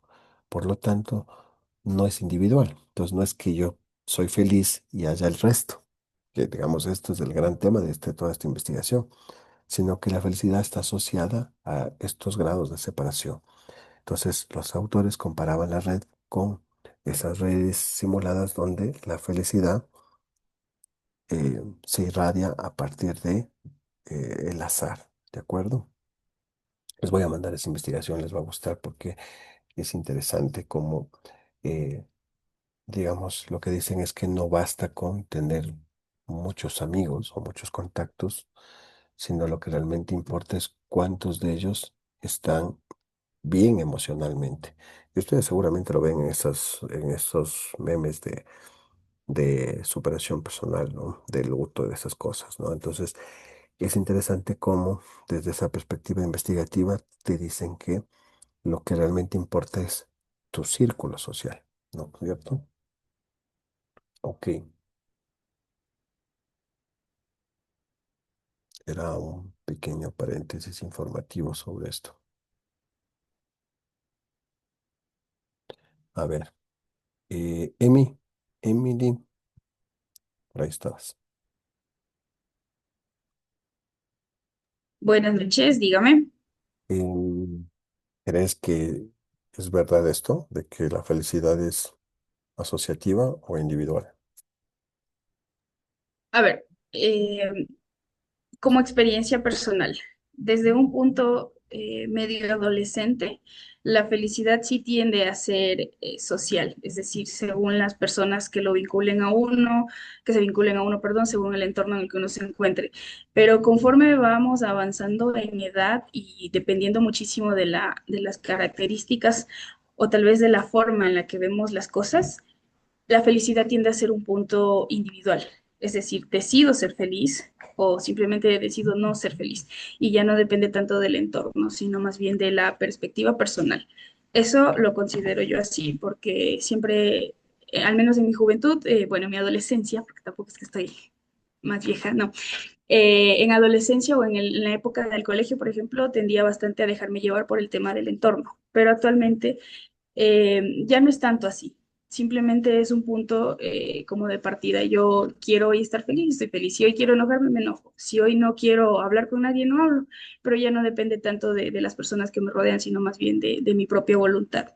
Yo lo veo así, de esa forma. Pero y está bien lo que acabas de decir, entonces, pero volviendo a esta investigación para darle la razón, digamos, en términos investigativos, que tiene mucho que ver con lo que dices, es, digamos, dicho de otra manera, tú decides eso, muchas personas deciden eso, y pasa por alejarse de personas que no te generan felicidad. Es decir, alejarse de personas que son depresivas, decir, no, ya no, o sea, es un drama, todo siempre es un drama esta persona, o sea, empiezas a alejarte de las personas que no te dan paz, si quieres verlo así, ¿no? Y eso, lo que acabas de decir, es una decisión, pero eso tiene que ver mucho con lo que acabo de decir de esta investigación, porque lo que este estudio muestra es que la felicidad es contagiosa, lo mismo que la depresión y la tristeza, entonces por eso es que tú decides, vamos, autonomizarte para no estar, digamos, vinculado a gente que tenga, digamos, infelicidad o pena, ¿de acuerdo?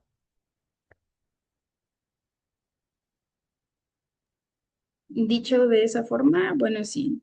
Creo que nunca lo había relacionado.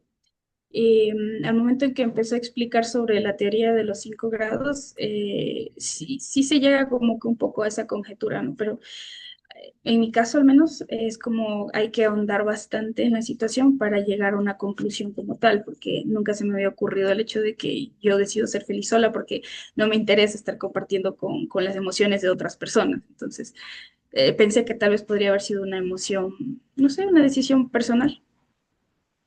Y sí, pero también hay subjetividad ahí, chévere. Nelson, ¿Sí, Magister?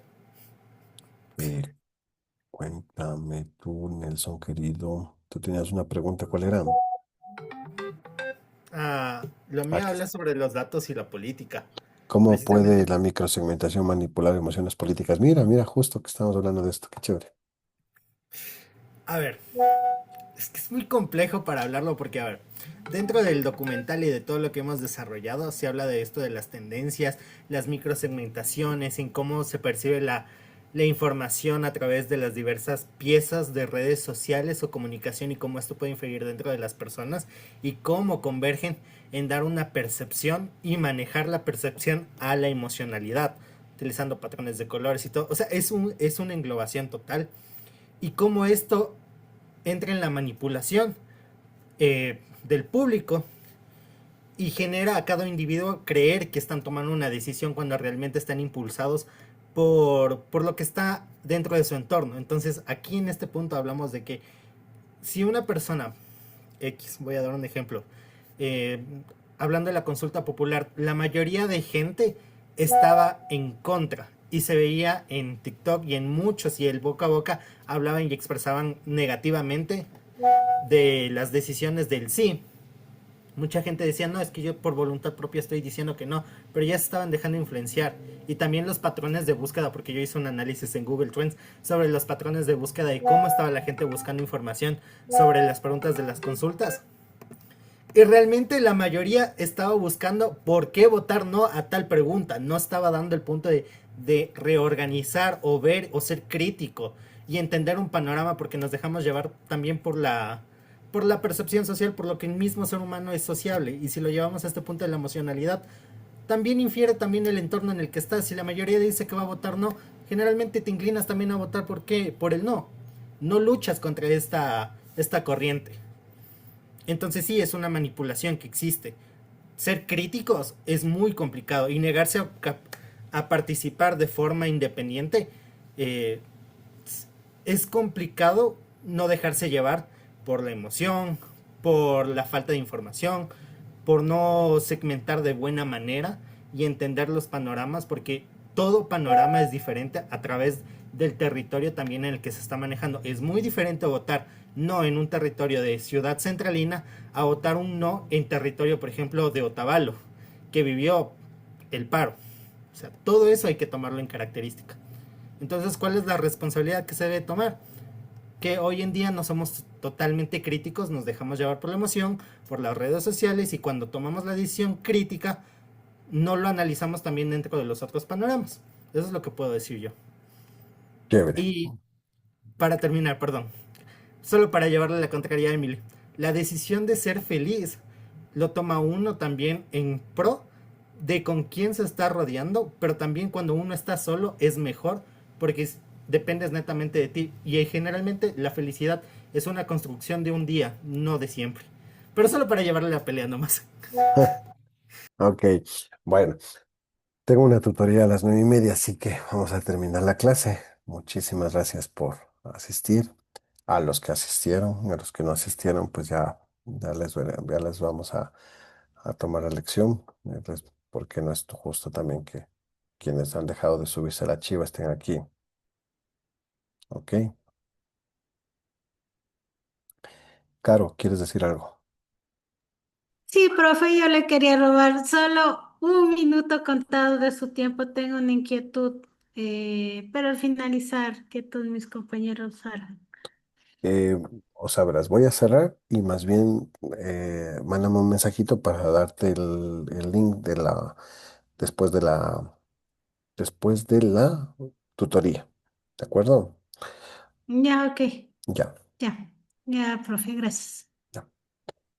Gracias. Gracias, Víctor. Gracias a todos por acudir. Dieguito, una bonita noche. Un buen fin de semana. Buenas noches, profe. Gracias, Buenas profe. noches, profe. Muchas gracias, profe. Una buena noche. Gracias, profe. Gracias a ustedes.